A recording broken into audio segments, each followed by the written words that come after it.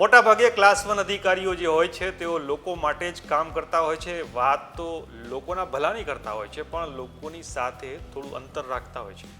એમની ચેમ્બરમાં પણ એમની ખુરશી અને લોકોની ખુરશી વચ્ચે ખાસું અંતર હોય છે. પણ એક એવા અધિકારી આ રાજ્યમાં છે જેઓ આવી કોઈ ફોર્માલિટી રાખ્યા વગર લોકોની વાત હોય ત્યારે લોકોની હરોળમાં બેસી જવામાં પણ સંકોચ રાખતા નથી.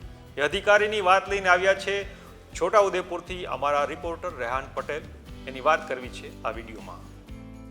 નમસ્કાર, વાઇબ્સ ઓફ ઇન્ડિયામાં આપનું સ્વાગત છે. હું ઇમરાન. છોટાઉદેપુરમાં જિલ્લા કલેક્ટર તરીકે અનિલ ધામેલિયા ફરજ બજાવે છે. આ અધિકારીની સાદગીના દ્રશ્યો સામે આવ્યા છે. જિલ્લા કલેક્ટર સામાન્ય માણસની જેમ લોકો પાસે જઈને લોકોની જેમ બેસતા નજરે પડ્યા હતા.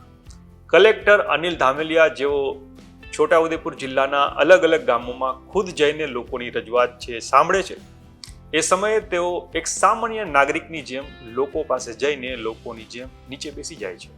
અનિલ ધામેલિયા છોટાઉદેપુર જિલ્લાના અલગ અલગ ગામોમાં અચાનક મુલાકાત પણ લેતા હોય છે, જ્યાં તેઓ પ્રાથમિક શાળા, સરકારી સસ્તા અનાજની દુકાન સહિત રાજ્ય અને કેન્દ્ર સરકારની જે યોજનાઓ છે તેની ચકાસણી કરતા હોય છે. જિલ્લા કલેક્ટરની આવી જ એક મુલાકાતની કેટલીક તસવીરો છે એ સામે આવી છે.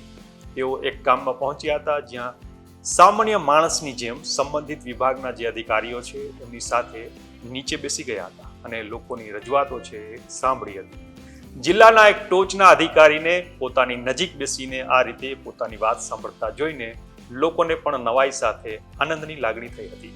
એક અધિકારીની આવી સાદગી વિશે તમારું શું માનવું છે? અમને કોમેન્ટ કરીને જણાવજો. આપણે મળતા રહીશું વાઇબ્સ ઓફ ઇન્ડિયા પર.